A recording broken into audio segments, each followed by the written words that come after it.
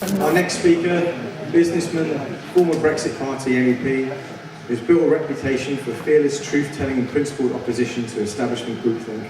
With decades of experience in business and finance, he brings real-world credibility to politics, unafraid to call out economic mismanagement, weak leadership, and the steady erosion of British sovereignty. Direct, uncompromising, razor-sharp and principled, the advanced UK leader and trailblazer, Habib.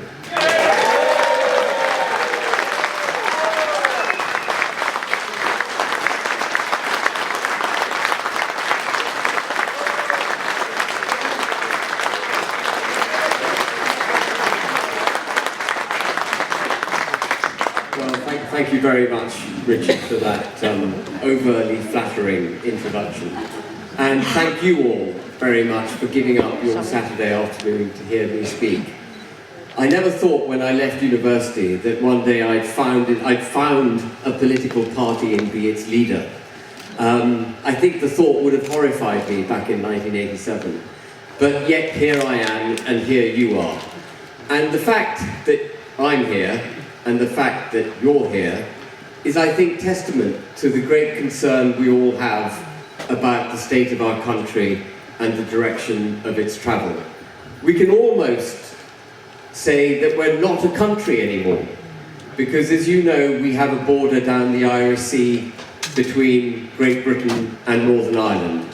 It's a bugbear of mine, not because I'm obsessed with Northern Ireland, but I'm obsessed with the notion that our political class would be prepared to set aside part of the United Kingdom in order to pursue a kind of bureaucratic, technocratic taking of the knee to what I call the supranational order.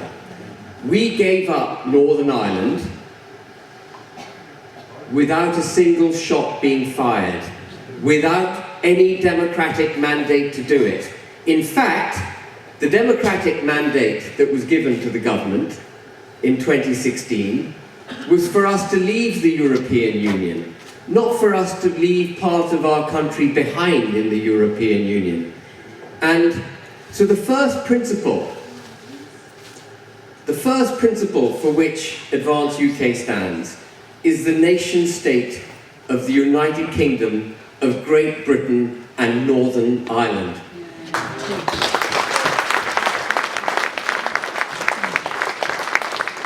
In all its parts and for all its people. We stand for we often talk about our Christian cultural roots. What we don't talk about is our Christian constitutional roots. Culture is downstream of the law. We were a Christian country, constitutionally. The reason the bishops sit in the House of Lords is because they represent the church in the supreme body of the United Kingdom, the law-making, adjudicating Christian body of the United Kingdom. The reason King Charles is the head of the Church of England is because we're constitutionally a Christian country. Yet, today, our Christianity is trampled on, and Starmer wishes to remove the bishopric.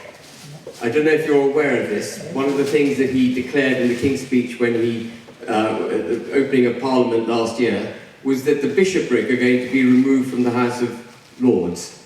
And the reason he wants to remove the bishopric is because that would be the end of our Christian constitution.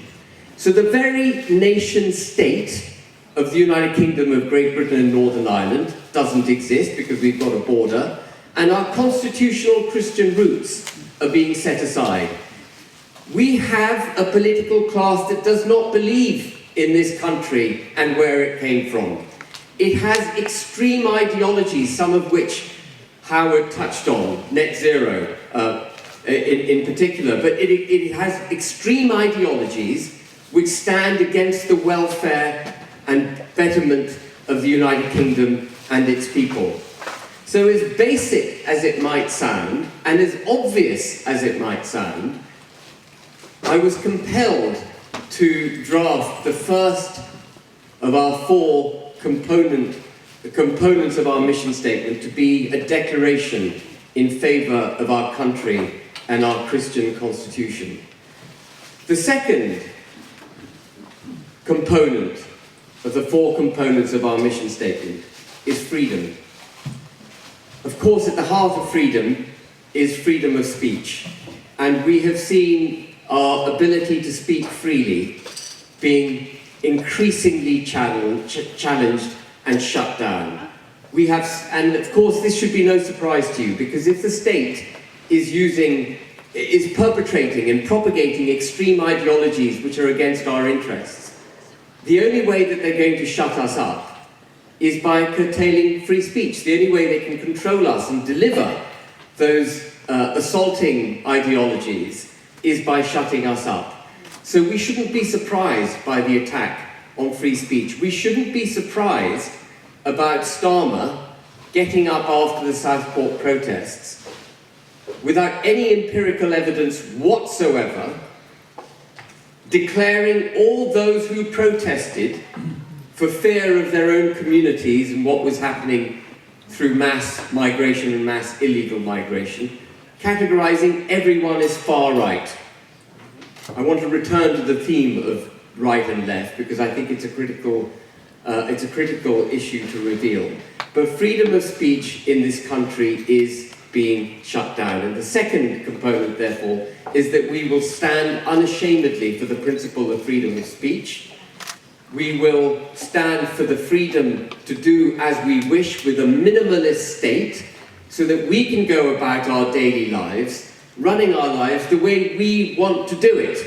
And the other thing that I'll just briefly mention here is that what's fundamental to being British is actually the notion that you can do what you wish to do, unless there's a law that expressly prohibits you from doing it.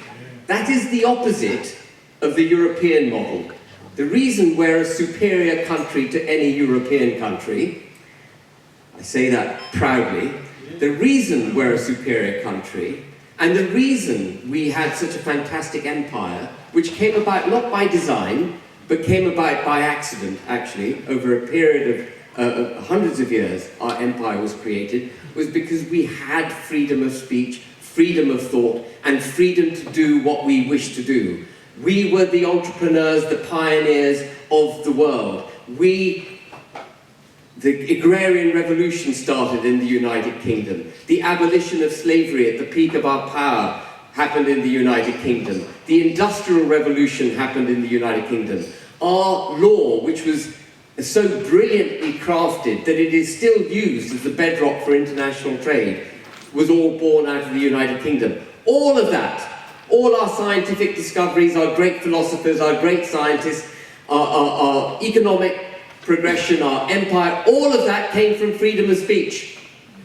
We would have had none of it without freedom of speech and the freedom of action that follows it.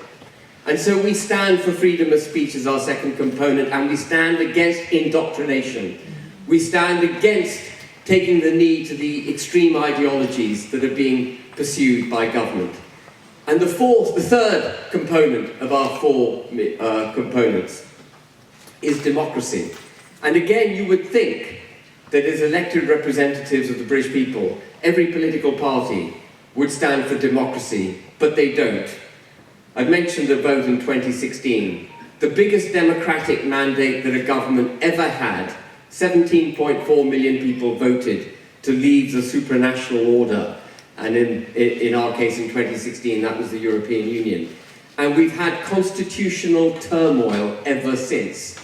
It's because the government stands against the people.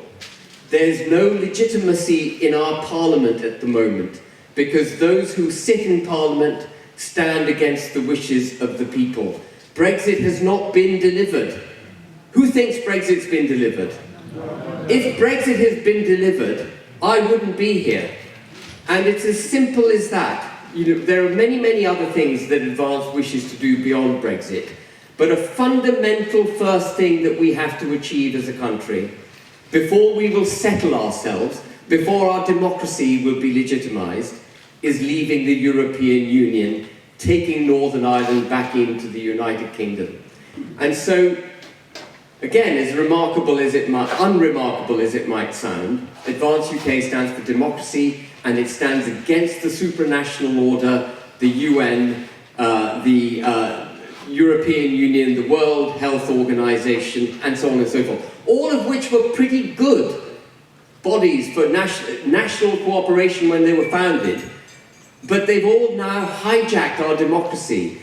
We are being run by international law. How often do you hear it said that we can't do this, that, and the other in the United Kingdom, including enforcing our borders, because it breaches international law? Well, if international law stands against the interests of the United Kingdom, I'm afraid it's international law that needs to be kicked out.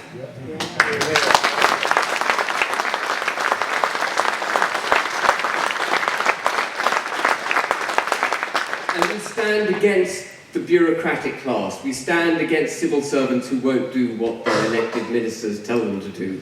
We will debug all the regulatory bodies, these black boxes of unaccountable bureaucrats who perpetrate, again, these extreme ideologies as if they're settled morally correct mechanisms by which we should be governed. We will debug them. It's not for Ofcom to tell us what we can and can't think and say. It's not for the Electoral Commission to determine how we fight our politics. There should be simply laws that prohibit inciting violence, and that's all you need as far as free speech is concerned, and there should be laws about electoral fraud and so on. We don't need regulatory bodies interfering in our day-to-day business. This is all an infection from the from forces, supranational forces, ideologically hijacked forces. These are all an infection from them, used to control us, to dumb our democracy down. So we are going to remove those. And then the fourth component for which Advance UK stands for, and again, you will all be so acutely aware of how this has been hijacked, is equality under the law. When you look at the Old Bailey, what you see is Lady Justice blindfolded. And Lady Justice is blindfolded for a good reason, because justice has to be dispensed blindly.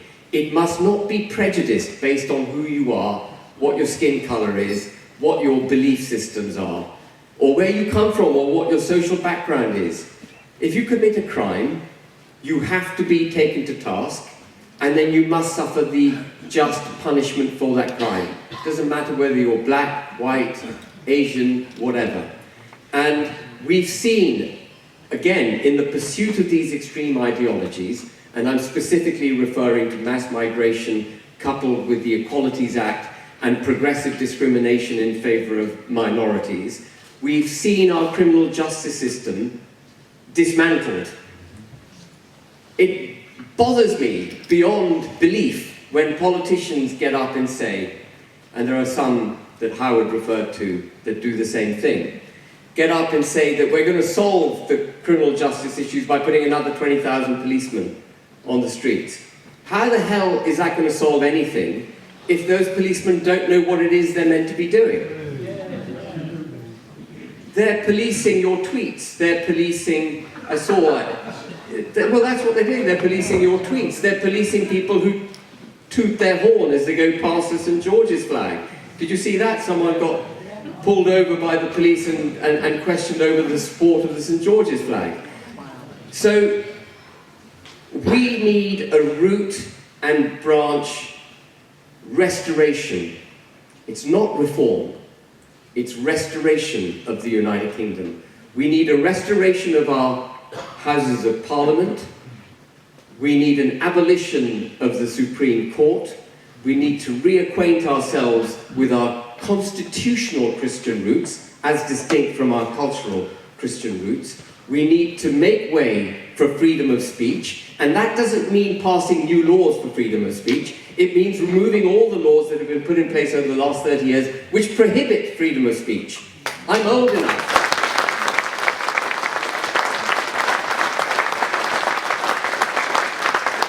I'm old enough to remember, actually, that I had no qualms as a young man saying what I wanted to say. I could say really quite offensive things, not that I'm not minded to just go around offending people, but you could have really robust debates. And we had this at university and so on, but if we don't have debates at university, we're all told that Black lives matter more than white lives, or that diversity, equity and inclusion is the way forward, that ethnic minorities need a protected blanket, where all white people are racist because if they don't recognise it, they're basically doing down all ethnic minorities, that if you're white and you're a child, this is what some of our children are taught at school, that if you're white, you are essentially privileged and you should be ashamed of yourself, that your forefathers are all slave traders and so on and so forth. All of this has to be set aside. We need a complete, as I say, restoration of the country. And there can be no progression for the United Kingdom. There can be no United Kingdom without first a restoration. And that is what we will do on our first few days in government if Advance UK has the good fortune of being part of a government. We will set about restoring the UK. And the great advantage of that agenda is that you don't have to be that clever. All you have to do is identify every law that these bastards have passed in the last 30 years.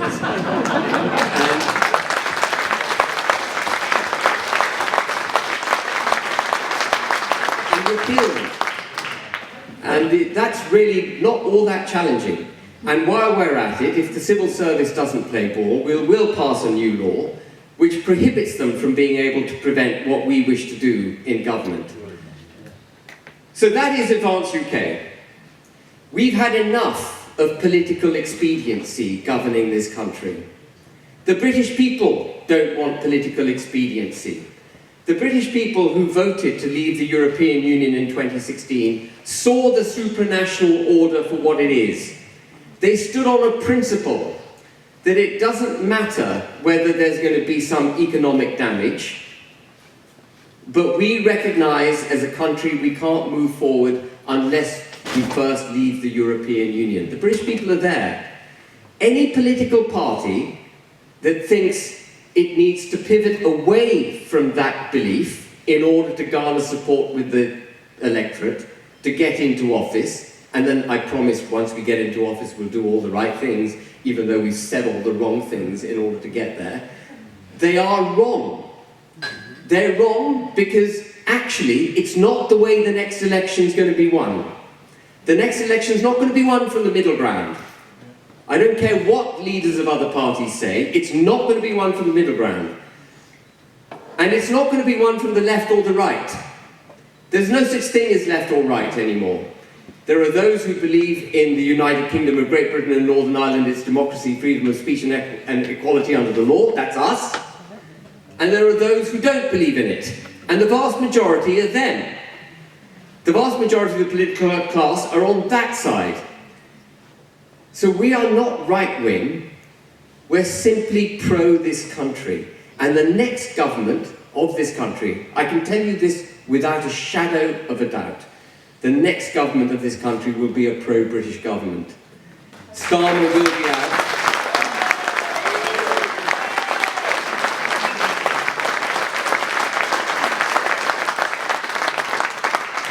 Starmer will be out, and unless the Conservatives have some kind of miraculous recovery of their conservatism, they too will be out.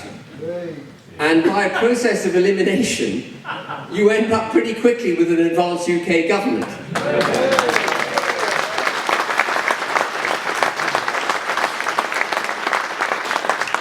I skipped over one party there. But if you do a poll, and there have been polls done, of none of the above, and then the other main parties, none of the above always wins.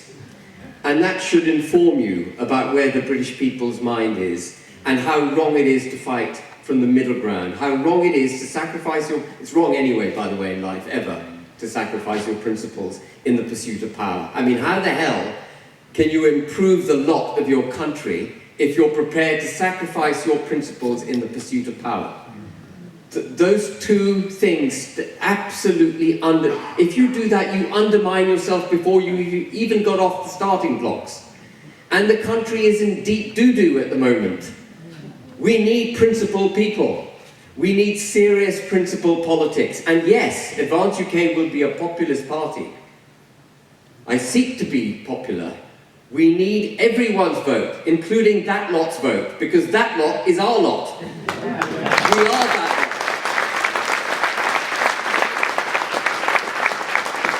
We will be populist. I mean, how the devil do you get the popular vote if you're not populist? But we will be serious. We will put together a party, and I'm just going to talk about the structure. We're going to put together a party which unashamedly identifies the problems, unashamedly identifies the root causes of those problems, and then provides the solution for them.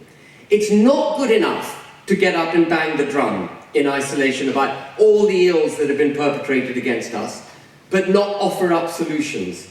That is childish. It doesn't get us anywhere. We've got to make that next step, and that's what I'm seeking to do through Advance UK. And that's partly why we've set up the college. I'm going to talk about the structure of the party now, if I may.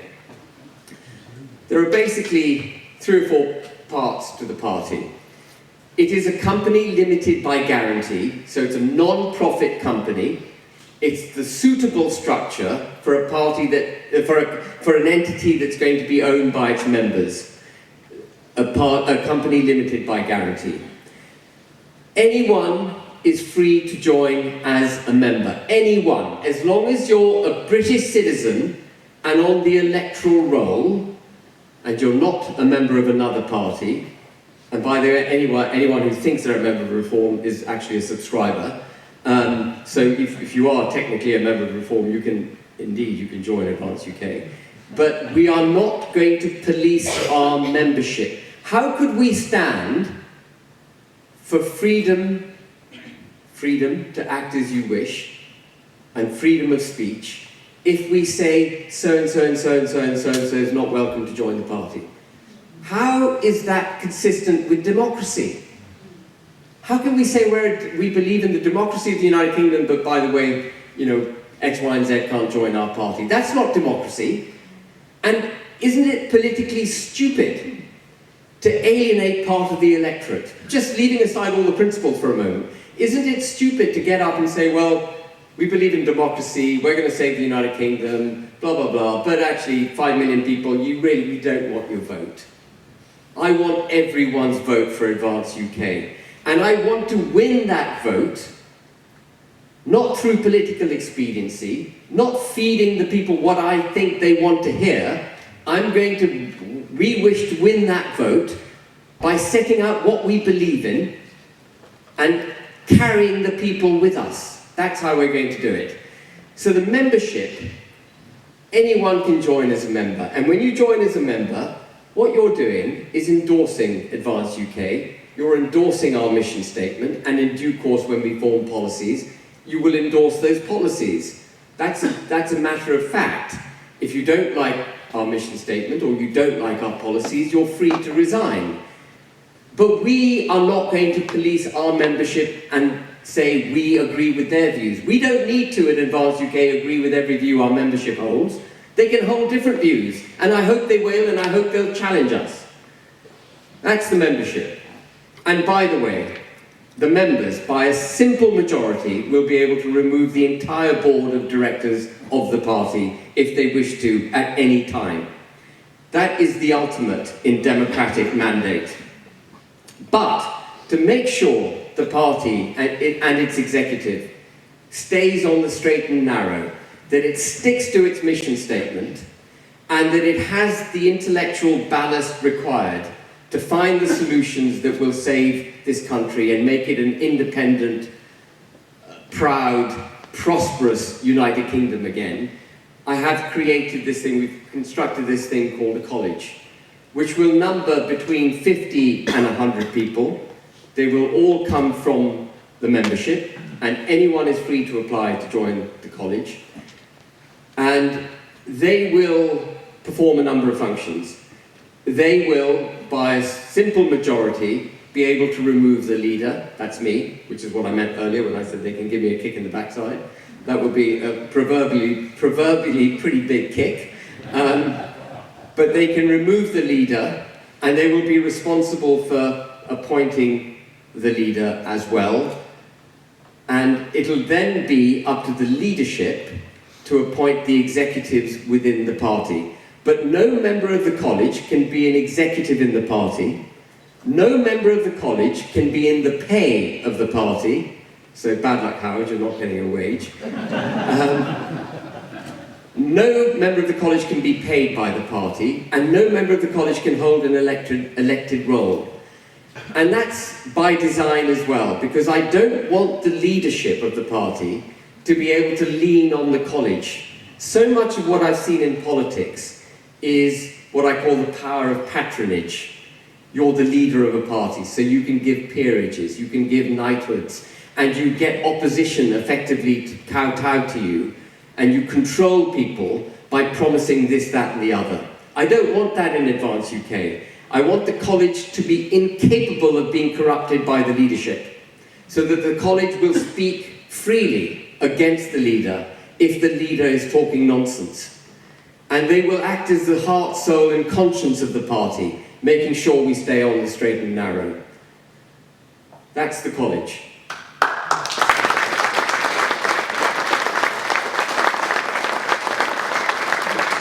And the college will come up for re-election, and the members, you the members, will be able to remove them. 10% of the college will come up for re-election every year, starting in 5 years' time, once the party's got going. Starting in 5 years' time, 10% of the college will come up for re-election every year, and they will have to gain your votes to be returned as members of college. And as I say, any one of you can make an application to join the college, and you too will be voted on in that way in the future. Right now there's a panel that's interviewing and will take members on into the college. And then the penultimate part of the party is the leadership and the executive and the team. We haven't got to setting that team up in a big way. We have a treasurer of the party, and we have a national nominating officer, and we have a leader, and we have lots of volunteers who are working their socks off already day and night, trying to get the party on the map. But the executive is fledgling, and that's deliberate too, because I want to get, as you know, to this self-imposed hurdle of 30,000 members, and to get a quorum of college members together before we apply to the Electoral Commission to get our registration as a political party. And the reason I want to do that is partly to make sure that my assessment that the British people want a new party is correct. I want to have that validated by the British people. I want them to tell me that even though I believe it's correct, that they too agree. And 30,000 members is what Reform had at the beginning of the 2024 general election. So I know with my own empirical experience that we can fight a general election pretty competently if we get to 30,000 members.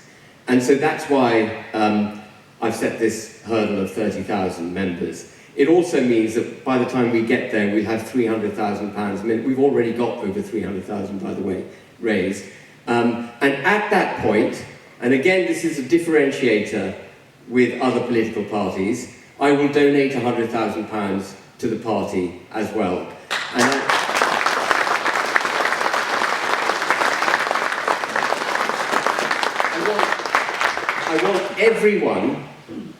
I want everyone in the United Kingdom to know that I'm not in this for personal political advancement or personal financial gain. No, I stand shoulder to shoulder with the members of the party and with the British people. And that's why I think it's important I put money in. And I said something to Floss actually on the way here. I asked Floss to buy her own train ticket. I know that was mean, wasn't it? I asked Floss to buy her own train ticket because Floss rightly should be able to be, reimbursed by the party. But I am not going to take a penny out of the party for the reimbursement of any of my expenses or for any reason whatsoever. If Ben Habib needs to do something for the party, he will do it on his own dime.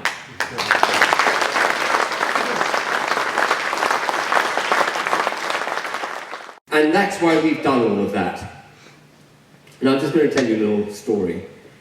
I was on GB News. I'm not on GB News much nowadays, which means I must be doing something right, I suppose. But I was on GB News with Nana Akua in January, and Errol Musk came on. He comes on GB News once in a while, and Nana said, "Wouldn't it be nice if we could get Elon on after Errol?" So I said, "Well, look, he follows me on X. I'll DM him, and I'll ask him if he's able to come on after his father." And I thought it was a long shot. He'd retweeted some of my stuff, and I'd retweeted some of his, obviously. But I never thought he would respond. And so I texted him while I was in the studios with Nana, and he texted me straight back. And he said, "I can't come on this afternoon because I'm taking my children to the flicks. But can we have a chat this evening?" So I thought, oh my goodness, okay, we'll have a chat. So I had a 20-minute conversation with Elon Musk that night on X. You can actually talk to people through X. It's got a telephone function. Anyway, I found him to be, I don't know what you think of Elon Musk, but this was about the time when he said Farage wasn't fit to lead reform. And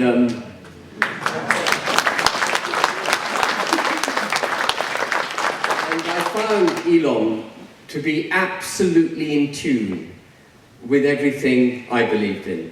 He believed, as I do, that Western civilization faces its existence is threatened, and it faces an existential threat. He believes that the United Kingdom is falling faster than any other country in Europe, which is bizarre when you think they've got the EU, and we're falling faster than any other country in Europe. And he believed that reform wasn't the answer under Farage, and I agreed with that too. And then he said to me, "Ben, you should start a new party." And I said, "Elon, you've got no idea, mate. It's not easy starting a new party in the United Kingdom. People either vote Tory or Labour. It was a devil's own job to get reform on the map. How the hell could I possibly get another political party moving?" And he said, "Well, I can't see many other options." And that kind of stuck in my head. And I mean, I knew a new political force was needed, but I didn't believe, there was the possibility of creating one. And then, of course, Rupert Lowe happened. And I said to Rupert, I was on holiday at the time, and I called him from holiday, and I said, I've been talking a bit to him in the run-up to him being thrown out. And I said, "Look, I think we should set up a new party, Rupert. What do you reckon?"